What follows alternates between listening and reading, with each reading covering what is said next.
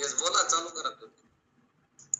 सोनेरी सूर्याचे सोनेरी किरणे, सोनेरी सूर्याचे सोनेरी किरणे, सोनेरी किरणांचा सोनेरी दिवस, सोनेरी किरणांचा सोनेरी दिवस, सोनेरी दिवसांच्या सोनेरी शुभेच्छा. केवळ सोन्यासारख्या लोकांना म्हणजे वेलनेस परिवार मधील सर्व ग्रुपला नवरात्रीच्या हार्दिक शुभेच्छा. सर्व ग्रुपला नवरात्रीच्या हार्दिक शुभेच्छा. माझे नाव आहे सौ निर्मला चंद्रकांतजी चोरडिया चाकण. माझे वेलनेस कोच आहे सौ अर्चना संदीपजी धारीवाल संगमनेर. माझा जन्म झालेला आहे 4/8/1965 मध्ये. लग्न झालेलं आहे सर आवाज येतोय ना? अगदी अगदी अगदी स्पष्ट आवाज येतोय, बोला. लग्न झालेलं आहे 19/3/1979 मध्ये. ओके, लग्नाचे फोटो आहे तुमचे? हो हो. ओके, लग्न कधी झालं होतं तुमचं? 19/3/1979. 79. वाव, प्लेजरच्या खिशावर तुम्ही दिसता इथं. ओके, चला पुढे. तर माझ्या आजी आहे की नाही खूप जुन्या रीतीच्या असल्यामुळे माझ्या आजींनी फक्त 14व्या वर्षी माझं लग्न केलं, इतकी लहान होते. ओके. तर मला सासर चांगलं भेटलं. आणखीन हे फक्त एकच गोष्ट सांगायची, माझे मिस्टर भोळे, आणखीन पण त्यांच्या पायात खूप लक्ष्मी सर. म्हणजे माझे सासरे आहेत ना, सासरे आवाज येतोय सर? येस बोला, येतोय आवाज येतोय, बोलत राहा. माझ्या सासऱ्यांनी फुटाण्यावरती दिवस काढलेले आहेत, फुटाण्यावरती. पण माझे मिस्टर जसे झाले ना, नावकरी होते. माझे मिस्टर झाल्यापासून घराचे एकदम भरभराट झाली. माझ्या आजीने काय केलं फक्त की बाबा परिवार पण मोठा, परिस्थिती सगळी चांगली. त्यावेळेस माझ्या वडिलांची परिस्थिती थोडी साधारण होते. पहिली खूप चांगली होती वडिलांची परिस्थिती. म्हणजे आम्ही लहान असताना ना सर, माझ्या वडिलांच्या शर्टला सोन्याचे बटन असायचे. इतकी परिस्थिती चांगली, दुकान वगैरे सगळं भरपूर व्यवस्थित होतं. पण वडिलांनी माझ्या आजीच्या बहिणीने दत्तक घेतलं होतं, माहिती आहे सर दत्तक? येस येस, हो मावशी, हो. दत्तक घेतलं होतं त्यांनी. त्या दत्तक मध्ये माझ्या वडिलांना सगळी प्रॉपर्टी वगैरे हडप केली. तर वडिलांना ड्रिंकची सवय लागली सर. येस. आजीने असा विचार केला, आता ह्या मला, आम्ही दोघी बहिणी होतो, हे तर ड्रिंक करतात, ते कुणाला पण दिल म्हणून आजीने माझं जिथं चाकण मध्ये लग्न केलं सर. माझे मिस्टर भोळे आहेत, म्हणजे अगदी 1 रुपया सुद्धा कमवत नव्हते सर, नाहीच, अजून सुद्धा कमवत नाही. पण त्याच्यात माझे सासू सासरे खूप देव माणूस होते सर. आणि मला संस्कार चांगले आईने घडवलेले. जे आपल्या नशिबात होतं ते झालं. हुशारचा तर कोणी पण संसार करतं, पण भोळ्या शंकरचा तो संसार करून दाखवायचा. झालेल्या गोष्टीला आपण काही करू शकत नाही. आईचं पण त्यावेळेस काही चालायचं नाही ना आजी पुढं. आता हे फोटो तुमचे जे समोर आलेले? हो हो, एक अर्चनाचा आहे, माझा आहे तो.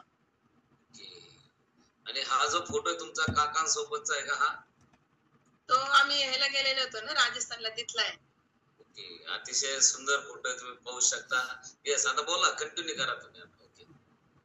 मग तिथनं पुढं माझे सासू सासरे खूप चांगले होते. माझा परिवार मोठा होता सर. मीच मोठी होते घरात. मला 5 दीर, 2 नंदा, सगळ्यांचे लग्न मी आल्यानंतर झाले सर. मग नंतर 1981 मला मध्ये अर्चना झाली, अर्चना संजीतजी धारीवाल. अर्चना झाल्यानंतर मला सर लागोपाठ 4 मुली झाल्या. तर 4थी मुलगी ज्यावेळेस झाली ना सर मला, तर त्यावेळेस सर मी तिला 3 दिवस घेतलेले नव्हतं. सोमवारी झालेली, सोमवार मंगळवार बुधवार, की मला मुलगी झाली. सगळ्यांना आशा होती मुलगा हो. आणखीन सगळे म्हणायचे की मी त्यावेळेस 4थ्या मुलीच्या वेळेस ऑपरेशन करणार होते, पण सासरे आणखीन माझी आजी म्हणायचे नाही. मी सर तिला 3 दिवस घेतले नाही. आज तीच मुलगी माझं सर्व काही, म्हणजे तिने लग्न नाही केलं त्याच्यासाठी.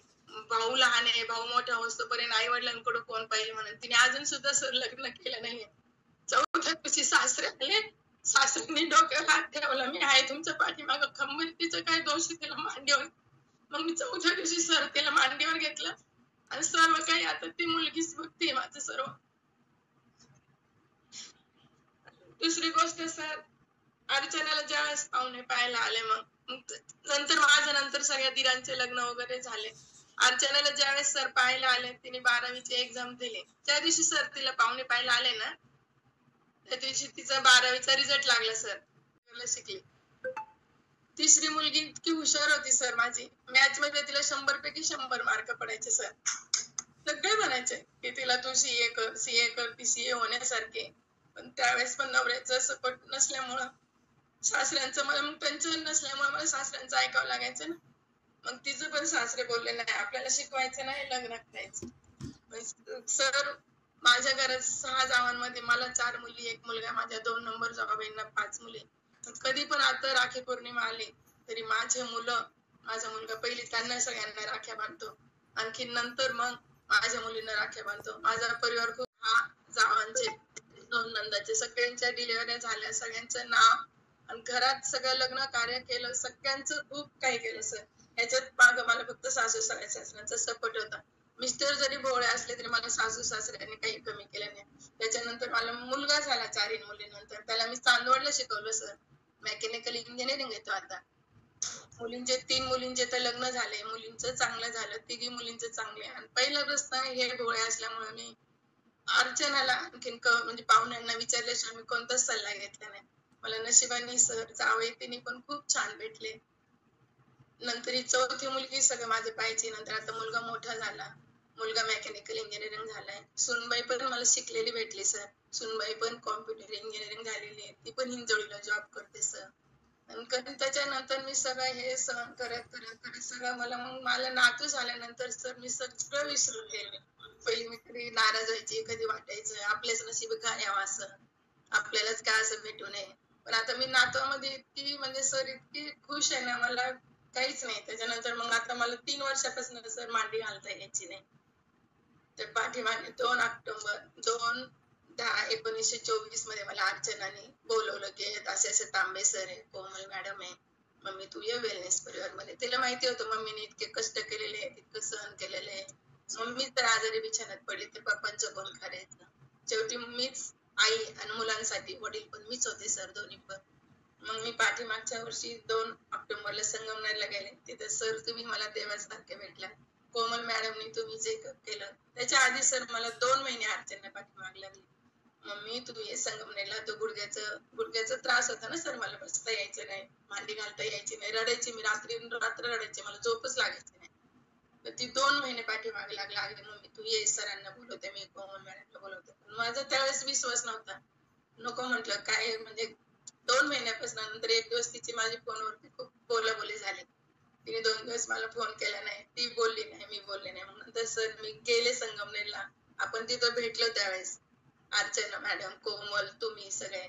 तुम्ही चेकअप केलं. मी 7 ऑक्टोबर पासून वर्कआउट चालू केलं, न्यूट्रिशन चालू केलं सर. आता मी 1 वर्षामध्ये मी मांडी घालून तरी बसते, नातवाला मांडीवरती घेऊन बसते सर. मी जितके माझ्या लग्नाला 46 वर्ष झाले, 46 वर्षात मी जितकं काही सहन केलं ना सर, ते मला आता माझी तब्येतनी पण मला साथ दिली. मला सोन्यासारखा नातू पण झाला सर. वेलनेस परिवार खरंच खूप छान आहे, खूप काही घेण्यासारखं आहे सर. वेलनेस मला तर एक दिवस जरी कधी वर्कआउट चुकला ना तरी कोमल मॅडमची तुमची असं वाटतं आपण त्यांना कधी पाहू. आणि खूप आठवण येते. आता 2-3 दिवस जरी मला मिस झालं ना वर्कआउटचं, तब्येत बरी नव्हती सर माझी, तरी पण मला वाटायचं बाबा आपण वर्कआउटला गेलंच पाहिजे, वर्कआउट केलं पाहिजे. त्यानंतर सर माझे जे सासू सासरे आहेत ना, ते कधी कुठे लग्नाला जाऊ, कुठं काही कार्यक्रमाला जाऊ, कुठं पण जाऊ सर, त्यांना लोक विचारायचे की तुम्हाला 6 मुलं आहेत, 6 सुना आहेत. मुलं तुमचे आहेत पण 6 घरच्या सुना, आम्हाला तुमची मोठी सून पाहिजे विचारायचे. मी सर मोठी होते ना घरात, 1 नंबर मीच होते सर. हॅलो, आवाज येतोय ना सर? हो बोला बोला, आवाज येतोय तुमचा. मीच मोठी होते. ते सर्व पब्लिक सगळे विचारायचे 6 मुलं आहे, तुमचं रक्त आहे पण 6 घरच्या 6 मुली, तुमची मोठी सून आम्हाला पाहिजे असं विचारायचे सर. म्हणजे इतकं सासऱ्यांना पण कौतुक, लोक पण कौतुक करायचं. माझे पूर्ण 40 माणसाचं कुटुंब सर, मी 32 वर्ष एकत्र राहिले, 32 वर्ष. ती म्हणजे असं खूप झाले. म्हणजे तिने जे काही सहन केलंय ते आता मला कळतंय की मग एक हजबंड वाईफ, की ज्या आपण रोज कॉलवर सुद्धा मी पाहते की जेव्हा सर म्हणतात की तेव्हा मला असं आठवतं की आईने कसे दिवस काढले असतील. पण ठीक आहे, चांगलेच दिवस गेले तिचे. आता इथून पुढे तर अजून खूप छान जाणार आहे. या फॅमिलीमध्ये असल्यामुळं तिचे जे लहानपणी लग्न झाल्यामुळे तिला ते खूप म्हणतो ना शारीरिक कष्ट फार होते तिला. तर त्याच्यामुळे तिचे पाय वगैरे गुडघे दुखणे सतत फार चालू असायचं तिचं. आणि तिला वेलनेस परिवारामध्ये कसं म्हणायचं हे माझा खूप 2-3 महिन्यापासून प्रयत्न चालू होता. आणि आता ती वेलनेस परिवारामध्ये आलेली ना, इतकी हॅप्पी आहे आणि इतकी आनंदी आहे की म्हणजे माझे भाऊ सुद्धा म्हणतात की म्हणजे मम्मीला असं उत्साह हे असं पाहिलंच नव्हतं कितीतरी वर्षापासून. मध्ये थोडे 1-2 महिने ते डिस्टर्ब झाली होती की कोणी काय सांगायचं, पण आता जशी ती रेग्युलर आलेली आहे तर माझ्याकडनं एखादा दिवस वर्कआउट मिस होतो, पण तिच्याकडनं वर्कआउट मिस होत नाही. आणि ती मला फोन करत असते, आज तू दिसली नाही, आज तू वर्कआउटला नव्हती, आता ती मला सांगते असं. तर मला एकच देवाकडे सांगणं आहे की तिला ह्याच्यापुढे भरभरून खूप खूप आनंदी असं जीवन भेटावं आणि हेल्दी लाईफ भेटावं, हाच माझ्या मनातनं प्रयत्न आहे सर. 100% अर्चना मॅडम, तुमची जी प्रार्थना आहे ती आपल्या सगळ्या वेलनेस परिवाराची प्रार्थना आहे. आणि आज पाहतोय आपण की मावशींच्या या स्टोरीमध्ये एक 15-20 मिनिटं मावशीच्या बोलल्या, त्यामध्ये बऱ्याच गोष्टी घेण्यासारख्या आहेत. निश्चित जर तुम्ही स्वतःला जर मी जर जागा केला, विचार करा, वयाच्या 14 वर्षी लग्न होऊन त्यानंतर त्यांच्या वाक्यात जे शब्द जे होते ना त्यांच्या बोलण्यातले, की मला जावई किती जणांचं कुटुंब आहे, 35 जणांचं आज त्यांचं कुटुंब आहे. ते म्हणले नाही मला 4 जावई आहेत. त्यांचं वाक्य काय होतं तुम्ही ते ऐका. हे जुने माणसं आहेत ना, माणसं एकत्र ठेवण्याची जी कला होती ती कला आज आपल्याकडे आली नाही. आपण पटकन मी माझ्यासारखा बोलला असता, मला 2 जावई आहेत. मावशींचं एक वाक्य मला सुद्धा शिकून गेलं की ज्यावेळेस तुम्ही जॉईंट फॅमिली एकत्र कुटुंब पद्धतीमध्ये राहता ना, त्यावेळेस मनाचा मोठेपणा, अंतःकरणाचा मोठेपणा असला पाहिजे. हे खूप भारी उदाहरण मावशी तुम्ही दिलं. त्यानंतर तुमच्या या सगळ्या बोलण्यातून हे पण शिकायला मिळालं की काकांचा स्वभाव नॅचरली भोळा होता. विचार करा. आणि ह्या सगळ्या सिच्युएशन मधून आज मुलींचे शिक्षण, मुलांचं शिक्षण आणि हा सगळा खूप मोठा जीवन प्रवास. आणि त्याने एक बोलले ना की मला ज्यावेळेस रडावं वाटायचं ना, त्यावेळेस मी स्लॅब वरती जायचे आणि स्वतः एकटेच सगळ्या प्रश्नांची उत्तरं शोधायचे. हो सर, आम्ही पण पाहिलेलं हे. पण त्यावेळेस आम्ही खूप लहान होतो, ते कळत नव्हतं की नेमकी काय असतं ह्या गोष्टी, तेव्हा कळत नव्हत्या. पण आता जेव्हा आम्हाला काही गोष्टी कळतात ना, तेव्हा खूप असं वाटतं की यार आपण त्यावेळेस आईला काहीच करू शकलो नाही. येस. तर खरोखर तुम्ही पाहू शकता एक स्त्रीमध्ये काय ताकद असते. ज्यावेळेस आपलं दुःख, आपले विचार आपण दुसऱ्याला मांडू शकत नाही ना. मी रोज सकाळी तेच बोलतो. बरेच जण स्वतः याला हलक्यात घेतात की स्वतःशी बोलायला शिका. ज्यावेळेस तुम्ही स्वतःशी बोलायला शिकताल ना, त्यावेळेस आपला जीवनपट उलगडायला लागतो. असे प्रश्न आहेत की त्या प्रश्नाची उत्तर आपल्यामध्येच दडलेली असतात, म्हणजेच स्वतःशी बोलणं. आणि ज्या ज्यावेळेस मावशी स्वतःशी बोलत होत्या, हे त्यांना दुसरीकडे बोलता येत नव्हतं, हे समजून घ्या. कारण हा विषय असा आहे, तो दुसरीकडे व्यक्त होण्यासारखा नव्हता, दुसरीकडे बोलण्यासारखा नव्हता. माझे मालक असे त्यांना असा प्रॉब्लेम आहे. कारण हे कलियुग आहे आणि या कलियुगामध्ये कसं जगावं, कसं राहावं, प्रश्न तर अनेक आहे, पण त्याचं उत्तर पण आपल्यापाशी आहे. खरोखर निर्मला मॅडम, तुमची ही स्टोरी नाहीये, तर आजची जी तरुण पिढी आहे, म्हणजे निकिता मॅडम असतील, त्या कमी वयाचे सगळे आमचे कोमल मॅडम, रश्मी मोरे मॅडम, हे तुमच्यासाठीचा एक खूप मोठा दिशादर्शक फलक आहे की छोट्या छोट्या प्रॉब्लेमला आपण अर्चना लांडगे मॅडम किती मोठा त्रागा करतो, किती मोठा त्रास करून घेतो. 14 वर्षी लग्न होणं, एकत्र कुटुंब पद्धती असणं आणि त्यामध्येही अत्यंत महत्वाचा का ज्यांना आपण आपल्या जीवनाचा पार्टनर म्हणतो आणि सकाळी आपण रोज पाहतोय कपल येतो सपल. कपलची परिस्थिती एकदम भोळ्या माणसाची असणं, भोळ्या शंकराची. त्यांनी सांगितलंय संसार प्रपंच तर लोक सगळ्याचा करतील, पण भोळ्या शंकराचा संसार करणं एका पार्वतीचं काम आहे. आणि त्या पार्वतीच्या पोटी गणेश जन्माला येत असतो. हॅलो, गणेश पुढे पण जन्माला येत नाही. त्यांचा जो मुलगा आलाय आणि तो आज बी मेकॅनिकल आहे आणि छोटासा तुम्ही नातू सुद्धा पाहू शकता बघा तुम्ही. ओके, आपण मावशीला समोर घेऊ. बोलू मी? यस, बोला बोला बोला बोला. म्हणजे आता माझा मुलगा आहे ना सर, श्रावण बाळ आहे. खूप छान आहे मुलगा माझा. मुलगा आणखी माझी 4थ्या नंबरची श्रद्धा. या मुली आल्यापासून मला काही सर कमी नाही. तर म्हणजे आमची जॉईंट फॅमिली होती सर पहिली. आता तुम्हाला एक माझ्या भावासारखं सांगते, साड्या सुद्धा मी दुसऱ्यांच्या घालायची सर, जावांच्या वगैरे. पण आता माझ्या मुलं दिवाळीला मला 10,000 हजाराची साडी घेतात श्रद्धा आणि मुली. तुमच्या सुनबाई काय मुलगा इतकेच त्याचा म्हणजे मुलगा छान आहे ना, श्रावण बाळ. तोंडात शब्द पडला की काही कमीच नाही म्हणजे कोणत्या गोष्टीची. Yes yes. आणि सुनबाई काय करतात ते सांगा.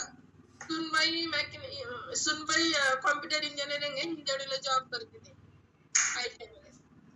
तुम्ही पाहू शकता किती कठीण परिस्थितीतला हा प्रवास होता. त्यांनी हार मानली नाही. हार न मानल्यामुळं आज दोघंही छोट्याशा नातवाला घेऊन ते बघा, नातू किती भारी असतो. आज आला ना सर, मी सगळं दुःख विसरून गेले, मला सर्व भेटले, माझी सगळी प्रॉपर्टी आहे सर आता. बरोबर सर, शानदार. आणि तुम्हाला आमचा सगळ्यांचा मानाचा मुजरा आणि तुमचा सन्मान सुद्धा आपण लास्टला 100% करणार आहोत.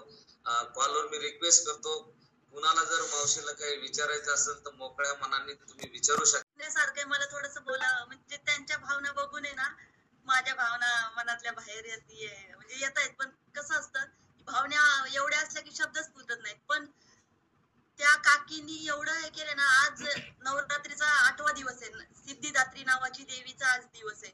पण ती सिद्धिदात्री जसं सगळ्या 7 दिवसाचा प्रवास करून जी सिद्धी देणारी, आपल्या सगळं म्हणजे देणारी, सिद्धी देणारी जी असती ना देवी, ती ही आज मला यांच्यामध्ये ती दिसतीये.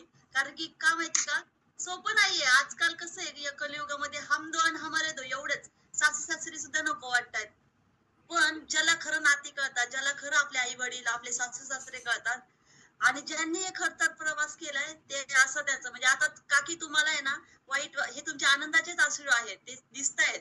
पण आता इथून पुढे तुमचं सगळं चांगलंच होणार आहे. आणि तुम्ही जेवढा एवढा प्रवास केला ना, त्याचं हे फळ आहे. त्यामुळे काहीच नाही, आता हॅपीच राहायचं, एवढंच सांगते.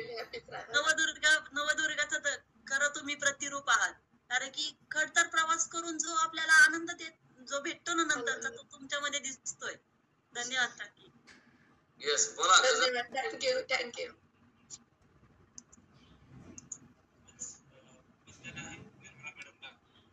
हा खडतर प्रवास आणि या प्रवासामध्ये येणाऱ्या अडथळे खरंच आम्हाला काही वेगळंच दिशा देऊन जातात.